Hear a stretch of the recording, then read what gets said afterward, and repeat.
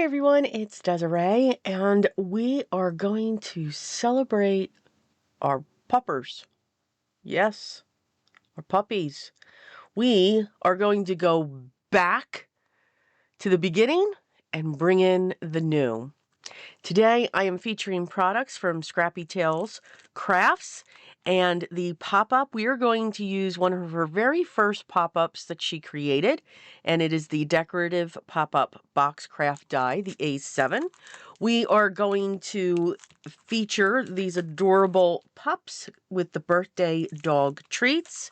We are going to accent with birthday essentials, and we are using the pattern paper collection called Pawty Pups. Now, of course, I've taken care of all of my die cutting off screen, and we are now going to first construct the pop-up itself. Now, this pop-up is the basic square, what I like to say. She also does have a slim line as well. When you die cut your pop-up, you need 2 of the large dies, and it already scores and cuts the top flaps. And I like to use double-sided tape along with liquid glue to attach the 2 sides together. Once I have them together, I'm going to then fold it. Now, I totally forgot to do all the scoring first. After you die cut, we should bend the folds, get the paper to move. Yes, I forgot that. So you can see it's still possible to do this. If you don't fold them first, it just makes it more difficult. Yes. Who's up for the challenge? Yeah. So, do as I say. Don't do as I do. Once you have that all together, I like to bend it both ways just to make sure everything is going to sit nice. I'm going to bend down 3 of the flaps, and this one flap I will keep up. I've chosen a couple of the pattern papers from the Pawty Pups collection, and I'm using the balloons and the adorable puppies for the bottoms. So the balloons are going to be on the flaps. Now, what I like to do is to make sure that one stays up so that I don't put the balloons upside down. So when this is up, I want to make sure that the balloons are going in the right direction. So it just helps me with the flaps to make sure that they are in place. Also, this die for these squares and slight rectangles all comes within the decorative pop-up die set. Of course, I had to have a corgi in there. Yes, must have the corgi. So now our box is pretty much done. We're going to put the bridges in now. So I die cut 2 bridges. I am still going to use my double-sided tape and also my glue to get the bridges in place. I like to get one side set. I make sure that the bridge is just lined up along the top, and I will do that to both of them. Once they're both set on the one side, and you should wait until they are adhered. Just say. Again, do as I say. Don't do as I do. I make things more difficult. But once they're in place and set, you can then just tilt the bridge up, remove the release paper on the other side, add your glue, and then literally just close this piece, and they will be set where they should be. Because I didn't do what I just explained, I had to fix a couple of them. But it worked out in the long run. Yes. Again, bending it both ways to make sure that it will go flat. The box, the pop-up is pretty much done, so we're going to set that aside, and we are going to put together our little puppy. One of the things that I very much enjoy about these dyes is you can cut them to make them your own, even if, which would be very surprising if she doesn't have the dye for it already. But on the back, she does this now. This is something new that she just started doing, and I think it is wonderful. But on the back of her dyes, she now gives a color, not a color chart, but a picture of the dyes completed in color. So if you're ever struggling for a color palette or what colors to choose for these dyes, she absolutely helps you on the back of the recent dye sets that she's created.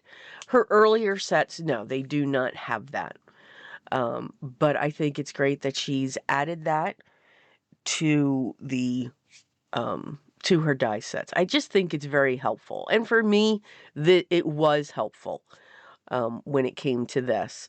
I knew I wanted a Labrador, but to just know what should go where. We are putting together our pieces. Love the face with mouth open, tongue wagging. It's just adorable.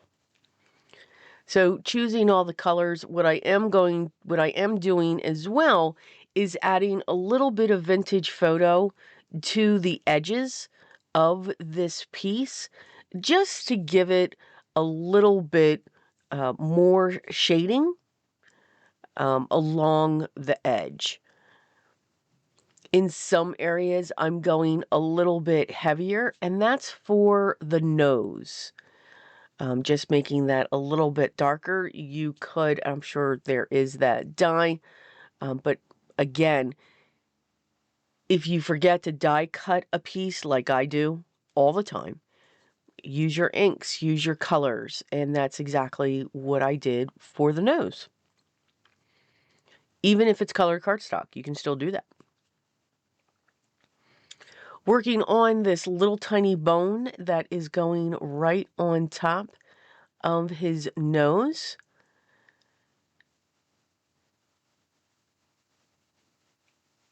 And then did not lose the eyes, which I was very proud of. You know, when things are lost, there's always another way to do things. But I did not lose them this time, which I was really, really excited about. Working on the eyebrows, wanting to add a little bit of vintage photo to them.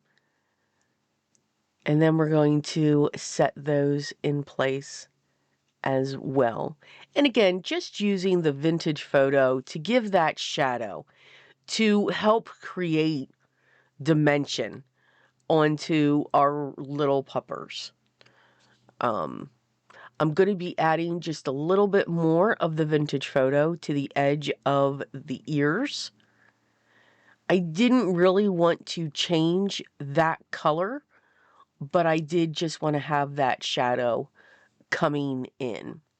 Now, I die cut a lot of the balloons from the birthday essentials, and I did them with a black base, and then I just chose all kinds of colors for the tops.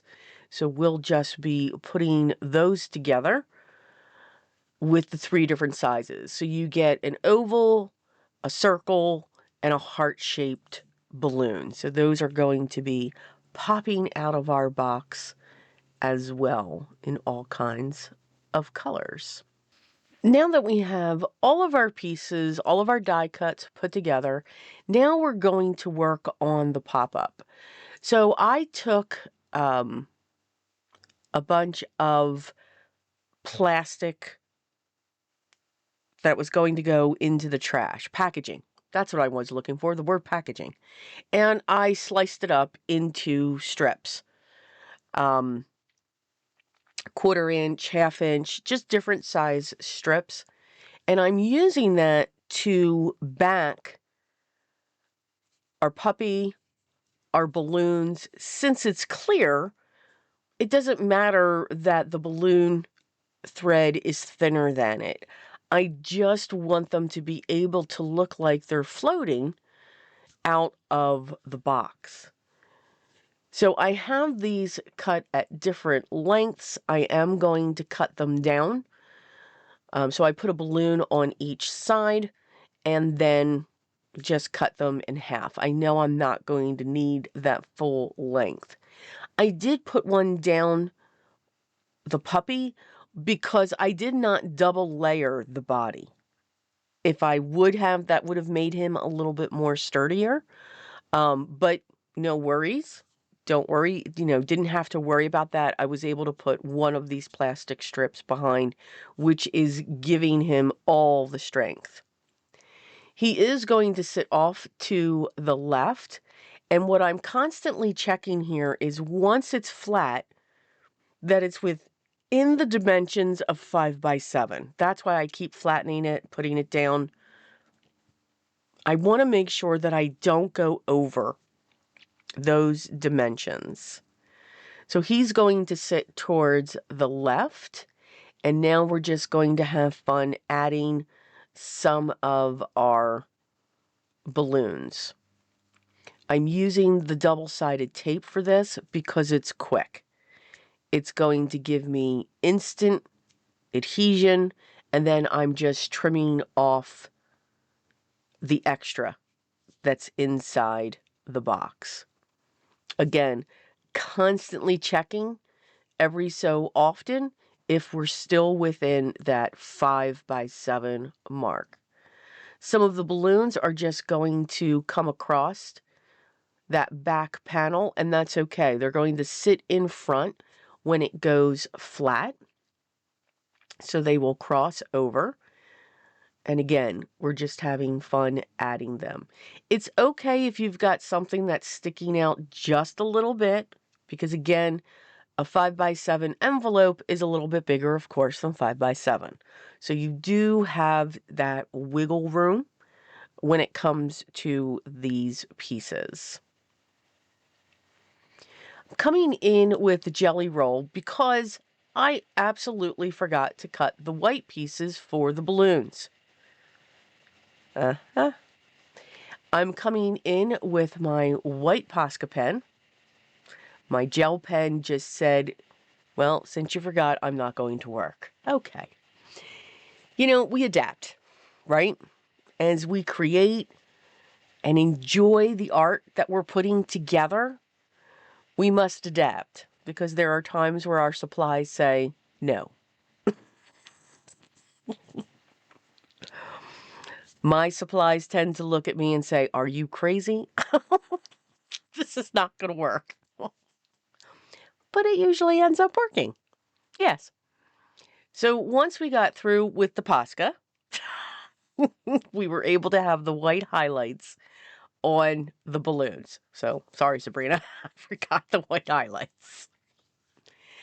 We are putting on a piece of vellum that's going to be cut very close to this sentiment, and it says birthday treats with a question mark and an exclamation. That's going to sit on our panel that's down right in the front.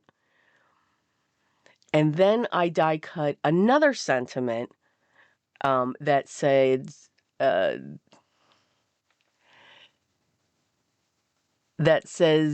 did someone say ... And then we go to birthday treats. Now here's the best part.